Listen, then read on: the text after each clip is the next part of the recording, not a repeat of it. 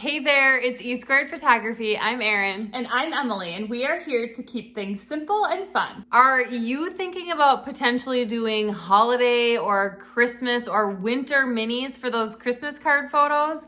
Well, we are here to give you some insight on some things to remember when starting those sessions. And don't forget that every Monday morning we come out with new videos just for you. And for the best photography tips and tricks, make sure to subscribe to our channel and hit that bell for notifications of future videos. And by the end of this video today, you will walk away with some great tips heading into your Christmas mini sessions. And make sure to stick around until the end because we have something special that is going to help you. One of the very first things that you need to do is to determine a location, and to determine a location, you need to scout locations. Keep in mind when scouting a location to remember the time that you're actually going to be shooting the sessions. So scout at the time you'll be doing it and find a place with great light that you really like. Most likely you are going to be running 15 to 20 minute mini sessions. So one big thing to think about when you're doing this is to keep the posing nice and simple. Don't overdo the poses. Really think I'm gonna do a sitting pose, a standing pose, a walking pose with the entire family, and then a few breakouts. Most families are doing these sessions because they want that traditional, the traditional image to be put right on their Christmas card. When thinking about planning the times of each session, obviously you want to determine the length of each session, but also keep in mind leaving little bits of time in between each session in case somebody arrives too early or somebody arrives late and you start getting behind. Have a little buffer. You obviously don't want it to be too long because then you're losing a lot of time that you could actually be doing maybe another session or two. So along with setting the times that you're going to be running these mini sessions, there are a few things that we want you to make sure to keep in mind when setting these times. So the first one is bathroom breaks. You're obviously going to want to consider if you're going to need a bathroom break, if you're going to be shooting all day long, have time for a bathroom break, a quick snack, whatever it might be. And the other thing we have found when we run these mini sessions, when it's cold outside, is we need breaks to warm up, especially warm up our fingers, because our fingers get very cold and you can't always be wearing the gloves on your fingers because it's hard to click the shutter with your gloves on it.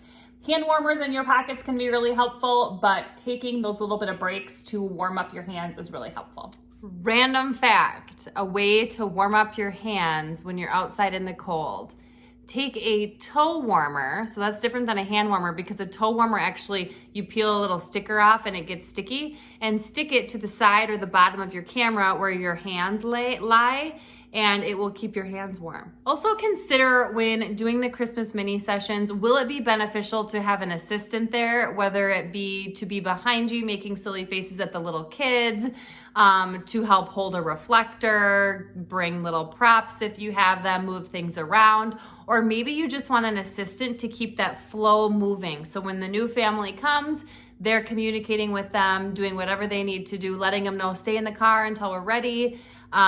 Think about if you would like an assistant. There are lots of different ways you can have people sign up for these mini sessions, but if you're brand new to doing these and you don't have some sort of software where you can run these signups, Google Forms is a really good way to very simply put together a nice form to send out to potential clients, post on your social media so they can sign up for your mini sessions. Let's talk about some things in that form or whatever form you're going to create for your clients to sign up. What are some things that you could include? So one of the very first things that you could include is collecting the names of everybody that will be in the family. Having those names on hand, or even having a little cheat sheet to go off of, just dropped my phone. Having a little cheat sheet to go off of is going to help you direct things when you're putting them in different poses or trying to get them to look at the camera. Another thing we always ask, and we do this with any type of family session, but we're asking the ages of the kids. Because if we are gonna have, for some reason, a newborn versus an 18-year-old, we need to know the ages that we're gonna be working with so we have the right props for them or the right poses in mind to prepare us. The next thing to include on the form is asking them for their phone number. The reason that you might need their phone number is if you, for some reason, have a cancellation that you need to communicate, or maybe you have a change in location last minute that you need to communicate. Those are important reasons to collect their phone number. And then another thing, obviously, is to ask them for their time preference. So then when they sign up, they can choose the time that works best for their family. Let's talk about just some little bits and pieces of things to communicate to your clients that are going to be booking these mini sessions with you. So the very first thing to communicate with your clients is be on time or 5 minutes before your session. So it's important to tell them that it is really important with these mini sessions to show up on time, because if you do get behind by 5 minutes, that 5 minutes can turn into 10 minutes and 15 minutes, and now you end and maybe it's too dark and it's just not going to work. And so being on time is super important. Also communicating things like, when you do show up, feel free to stay in the car until we come and get you, or until my assistant comes to get you. Another thing we like to communicate is just to remind them to dress for the weather. It's where we would be shooting these Christmas mini sessions.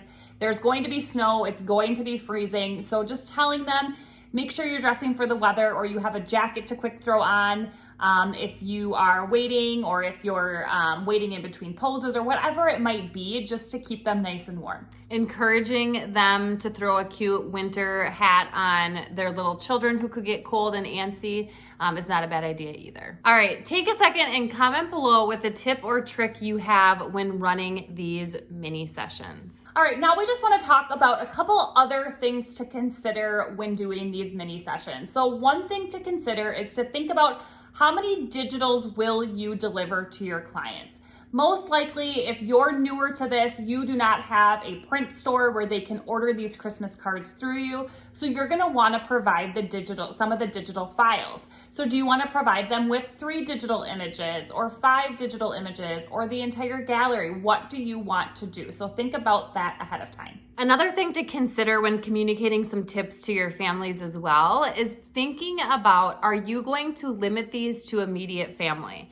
Sometimes people will sign up for mini sessions and they're bringing the whole extended family. So really you have 3 or 4 different families and maybe only 10 or 15 minutes assigned to that one session. So it makes things incredibly difficult. So if that's something that you feel like you need to add when they are signing up to it, that's something to kind of consider as well. Another thing we started to do when we were running these mini sessions is we didn't only do family mini sessions. We allowed people to sign up for these Christmas mini sessions as couples, so just couples could sign up, or a BFF session, or a little mini senior session. So whatever it might be, decide if you want to open it up to more than just families. Or, even thinking of somebody who is single but maybe has pets that they really like, open it up to them as well. Make sure when thinking about the date of these mini sessions that you really think about the time it's going to take you when you get home to edit the photos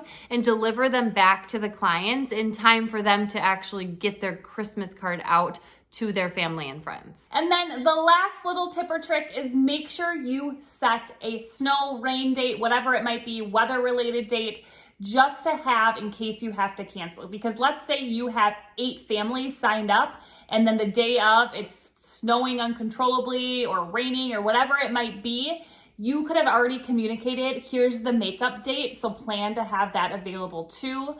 So then it's very easy to communicate, hey, we're rescheduling to the makeup date, da-da-da-da-da. Comment below and let us know one of your favorite tips that we've given you so far, one that you're going to put into place for your next mini session. Okay, so we hope that this was helpful for you and got you excited to start offering these mini sessions to your clients, because they are a very good way to make some extra money.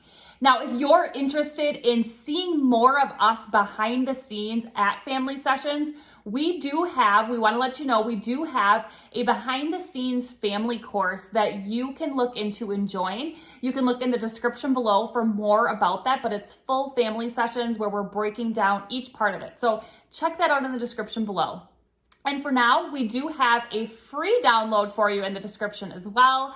We have a free family posing guide that you can get your hands on and you can use to implement at your mini session. So make sure to take a look at those. And if you enjoyed this video today, make sure to like, subscribe, and share with a friend so we know to make more videos just like this one. And if you don't already, follow us on Instagram at e2photography for more behind the scenes footage and just to see what it's like behind the scenes with us. We will see you next week.